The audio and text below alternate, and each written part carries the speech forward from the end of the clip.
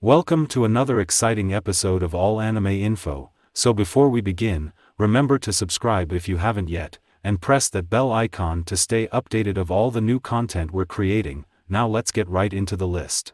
Number 10, Bento. Fighting over food was never the same for me after watching this series. The show is clearly a parody, as the idea of the show is silly and ridiculous to say the least. The main character after discovering that such a world of dogs and wolves exists, decides to join in on the fun, rather than remain a pig, watching from the sidelines. The battles are over the top, and so hilarious you cannot stop laughing. As for the character, he learns the true meaning and beauty, and hard-earned food. Not even Black Friday drama can compare to this show.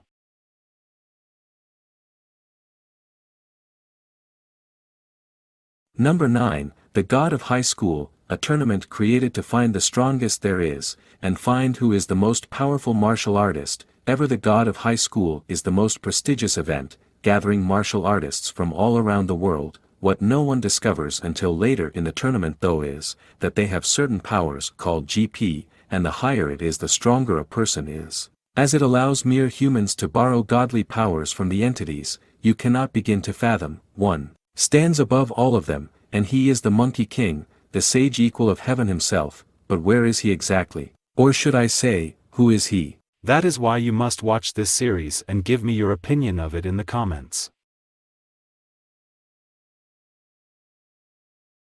Number 8, So, I can't play H. Although she tricks him at first, and takes from him what he values the most is sleaziness, his only aim become the two ally with the goddess, and banish her again from the human realm, back to hell, and regain what she has stolen from him. But since it is an edgy harem, we all know where this is going, and how it will end with them falling in love. He always rushes out to her rescue, and protect her.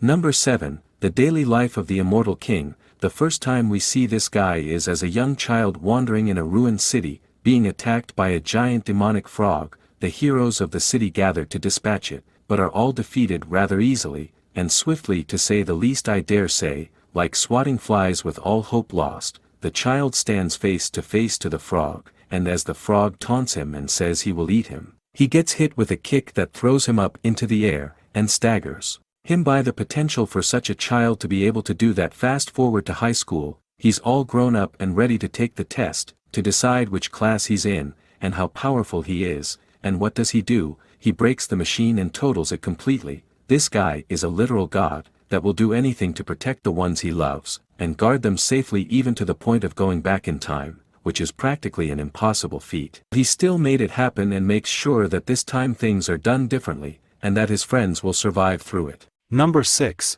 Fugo Keiji, Balance Unlimited. We all see the memes about this guy, and just how freaking wealthy he is, and now he'll be putting this wealth to good use, as he is now working with the modern crime prevention, as a detective, and along with his polar opposite partner. You guys are guaranteed to see them bicker, even more than an old married couple, every time they have opposing opinions in a clash of ideals. And I gotta say, it is so funny every single time you watch it.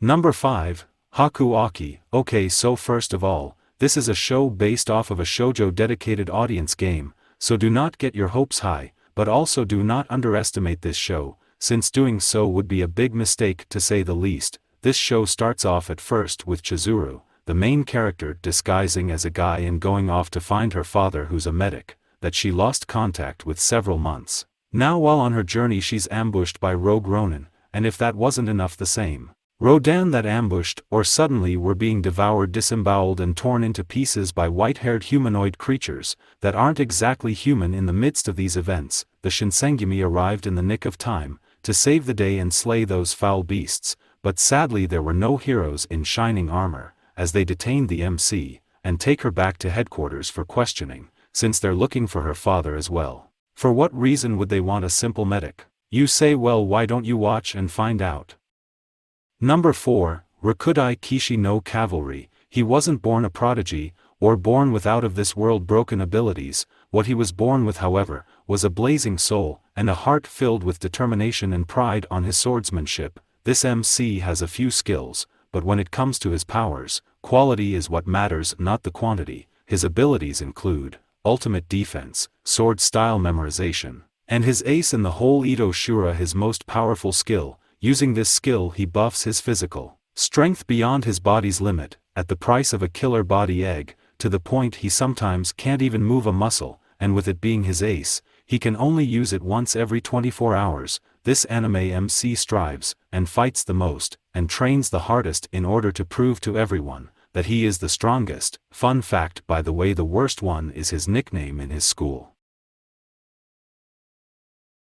Number 3, Bofuri. After receiving an invitation from her friend Risa Shiramine, Kid Hanju agrees to try New World Online, an extremely popular VR MMO, played by hundreds of thousands of people across Japan. She names her in-game character Maple, and sets out on her journey. She's a proper noob to this genre, and she allocates all of her stat points to Vitality. In order to not lose any help with 0 stat points, in any of the other categories Maple has extremely high defense, but she can't hit hard, or move very fast. Lucky for her though, due to her high defense, Maple acquires a bunch of overpowered skills such as Total Defense, Poison, Immunity, and Devour. These skills come hand in hand along with a bunch of the new items she acquires in the game, which allow her to destroy enemies in a single hit. After only a few days worth of playtime, she gains the reputation as a player that is both unkillable and overly powerful.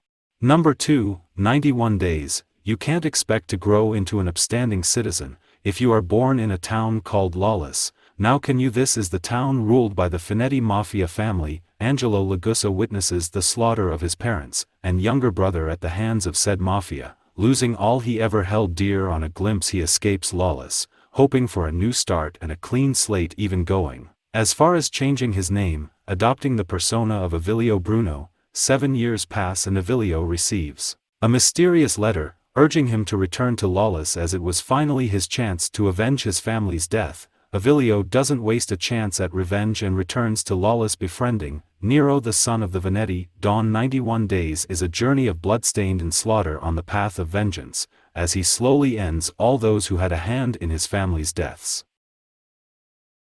Number 1, Gurren Lagann. This isn't much of a rage or loss of control moment, as much as it is a final attack that puts everything on the line. In the final fight against the Anti-Spyro, everything is on the line in this battle, and the Anti-Spiral is a cosmic entity which power is unknown. It is too damn strong. It uses galaxies as freaking Shuriken, while fighting Super Tengen Toppa. Gurren Lagann Simon and all his friends put their lives on the line, giving Simon the chance he needs to fight the Anti-Spiral in single combat. The scene itself is breathtaking, and don't you dare even blink for a second, or you're gonna miss it there.